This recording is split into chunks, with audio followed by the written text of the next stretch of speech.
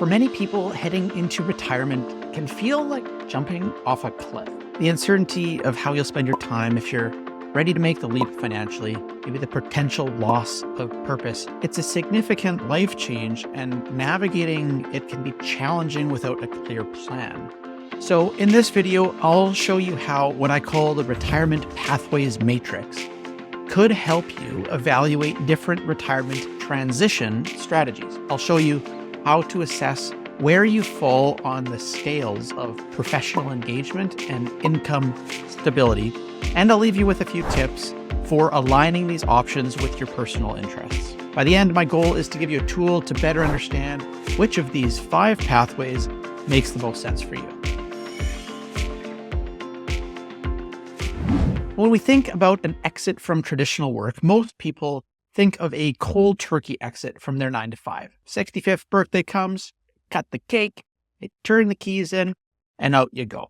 But for many people, that's just not for them. They envision a longer exit from work. Either it's not an option mathematically, the numbers just don't work, or pragmatically, they can't actually exit. Say if they own their own business and it's not ready for them to leave. Or even intellectually, maybe they aren't sure if they're ready to mentally unplug from their work.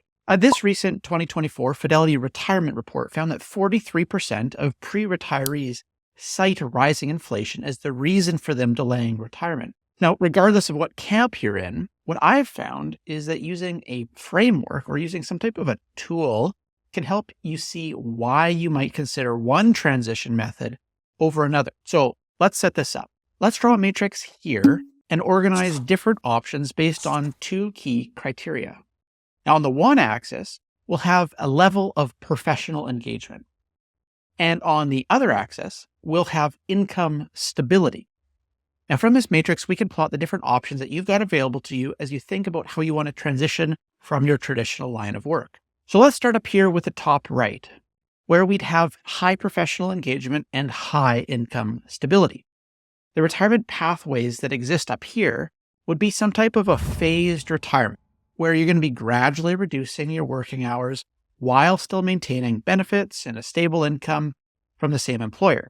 If we were to draw this, it would look like a long, slow, downward sloping line. We could also put consulting or maybe freelance work up here too. So where you're using your expertise or your professional capacity on a project by project basis, which can often yield some reliable income depending on your network or maybe your industry that you find yourself in. Now, if we edge down here to where we have a high professional engagement and variable income stability, we have 2 options, both of which require a bit more initiative. One would be starting a part-time business where you're able to deeply engage in a new venture that aligns with your interests, but it comes with a less predictable income stream. And we'd also have seasonal work, so the ability to use some of your professional skills but only during parts of the year, so during active months. Now, by the way, if we haven't met, I'm Steve Willems. I'm a wealth advisor here with the Willems Wealth Planning Group in Abbotsford, BC.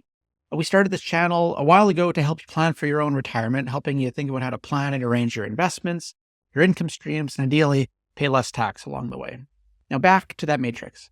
Here in the middle, we have the sweet spot where you've got a moderate amount of professional engagement that's required and a moderate amount of income stability. In this spot, you'd have the option to gradually drop days. So this is going to look like a plan where you're reducing your work days or your hours gradually. If we were to draw this, it would look like this, stepping down at predetermined intervals, like steps on a staircase. If you're in a relationship, here you might also consider if you want to drop days in lockstep with your partner. Or if one of you should go first and then the other one follows, maybe you're deliberately going to split the process of who's going to drop days first. Perhaps one spouse steps down first, and then 2 to 3 years later, the second spouse follows after that. Every relationship is going to look a little bit different. Now down here, we have the area of low professional engagement and variable income stability. Now in this camp, we're not really concerned about the financial adjustment into retirement, but we still want to keep some of that intellectual stimulation working for us. So we'd be thinking about hobby-based engagements. Perhaps a way to turn a hobby into a source of income.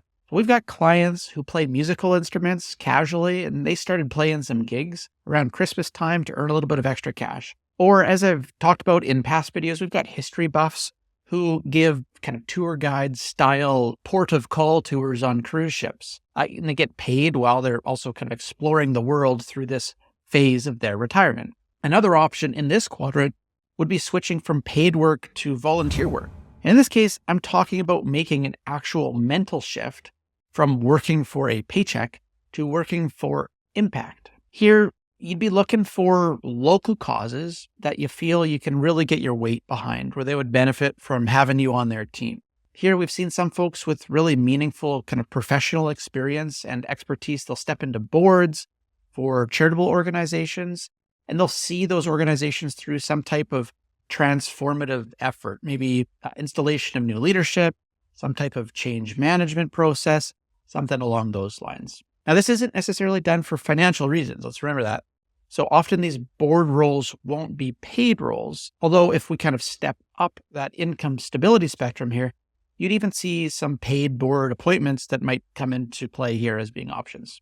Now, down to the bottom left corner here would be pathways dedicated purely for educational and personal growth. And folks choosing this path, they'll quit their work and they'll actually go back to school. And not because they want to get paid more or anything like that. They've just never had the space in their schedule to pursue structured learning quite like this.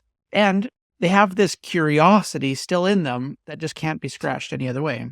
We've had a client in her 70s graduate with a BA degree at a local university after she retired purely for this reason. Truly remarkable. So for you to think about this, here are the 3 questions you've got to ask yourself. Up first, where do you fall on the professional engagement scale? How much more do you want to continue interacting in your professional field? Are you looking to cut bait and move on? Or do you really love the meat and potatoes of your work?